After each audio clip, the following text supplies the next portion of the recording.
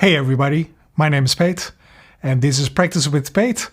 And today we are going to do something special, or at least I'm going to get an addendum to what I've been explaining quite a while.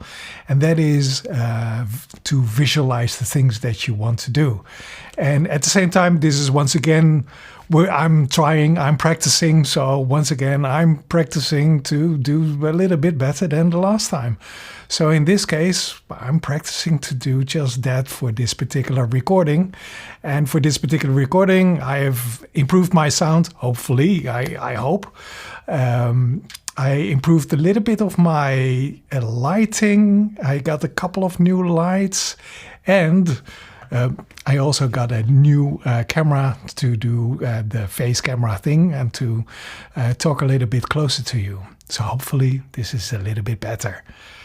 Anyway, let's talk with our hands once again, because I want to explain things about workshops and designing and stuff like that. Because one of the things that strikes me most of the time is when people in offices start thinking about concepts, is that they try to make things just that, very conceptual, try to talk in abstract forms, try to make lists and set, etc., etc.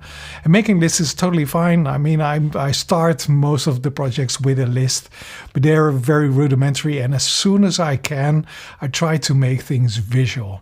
So as you can tell, I have a map over here, so I can switch to it. This is the map, this is the world map. Unfortunately, it doesn't fit entirely on this view, but let's get my face in there. So this is not the entirety of the world, because America is over there and there's a lot more happening over there. So, but I like to try to add something to visual things, because once we talk about Western Europe, you can tell I point to this particular part of Western Europe, right? I'm pointing to this little part that I live in. And if I talk about Eastern Europe, we're talking about this part. And perhaps if I live in the more Eastern European parts of the world, I can also talk about this being Europe, excluding, let's say, this part, right? So, and this is Asia, etc. So by pointing to things, I know way better where things are, and I can convey my message a little bit better.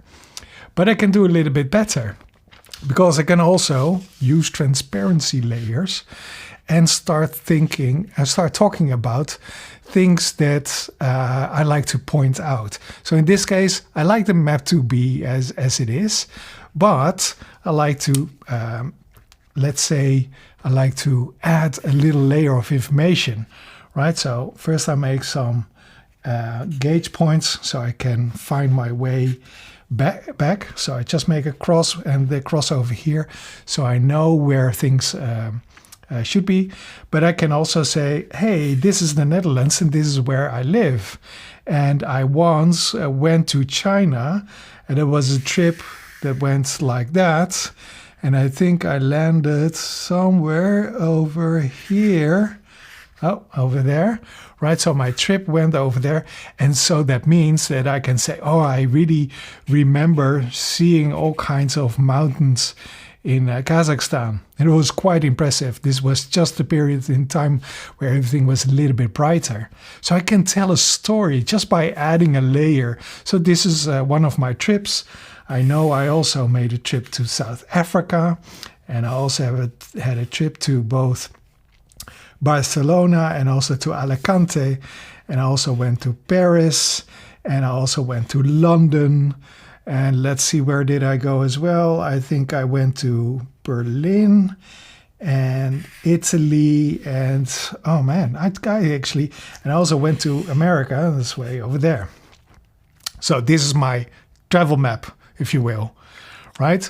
So what I can also do is say, okay, let's get a new layer over that. So my map is still visible. I can still, I need to re-gauge. See, that's why I made those little points over there. Yeah, all right. So I can add a little layer and pick a new color, and I can say, okay, so for my work, I made also a couple of trips. I went to this place over here, and I also went to Germany. I'm sorry, this is further away than Germany. It's beginning to a little bit hard to read. And I also went to London, and I also went to Ireland. So this is my work map. So using layers of that map, on that map, that can make things a little bit clear. I can also say, okay, so I worked for an organization that had offices over here, here, and here. And I probably should also get this office over here. And I think Romania, oh man, where are we? I can't see it right away. Oh, here we go. So this is a part that I also need to go still. So this kind of visualization is quite handy. And because I can still see the things, we can talk about different layers and different views, if you will, in this case on a map, but we can also use different things. We can also sketch out, let's say, parts of an organization and stuff like that. So this is quite important, it is quite handy. And this is very collaborative because everybody can look at this map and take it home and can basically add things to it and can make their own new versions on it, right? So that's kind of like what I'm going for in this collaboration. So, or visualization, but we can also use visualizations like this. And I'm really keen on making things visible while I'm talking. So I think I also did like talk with your hands kind of presentation. And one of the presentations that I always show if I really want to rush things is that talking with your hands is so important, because if I say there are two things and I do stuff like this, then you can see, hey, these are two separate things and apparently they're round. So this makes things way clearer than if I would say these are two round things and they're apart from each other. Because I can also say, okay, so there's an overlapping organization, and that says something like that. So this organization in the middle is apparently around the same size than all the other like blobs, and they're connecting the things, but not entirely. So I can say, okay, this little part over here is very important because this is where we make our technical connection. And I can also say, oh, this is very important because these are the guys that makes us a little bit more social. I don't know. So my point being, I could also say something different. If I would say there are two different things, they could be square, or I could have said there are two different things and they will be round, or there are two different things and it will be something like that, or even three different things and it will be something drawn like this. And because I can say drawn like this, but you can tell what it looks like, I don't need to say anything else. I can skip the entire rest of the story on what it's shaped like and what it looks like. So imagine this, but also collaborative. That's kind of like what we still need if we want to communicate in the digital way. Because making this digitally is very, very important. If we say we should do everything in a digital way and we think we want to gain the same results from that, then we should really make it possible to communicate just like this. We really want to communicate just like the way we just drawn over here, the way we communicate and make layers over common knowledge or things that are common knowledge.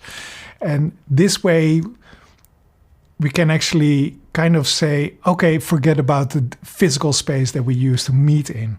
Because these things, using the physical space so we can point to things, so we can make sure everything everybody says, okay, I really get it, right? So another layer of this thing might be, hey, I have a question about this, or did you remember we have an office over here?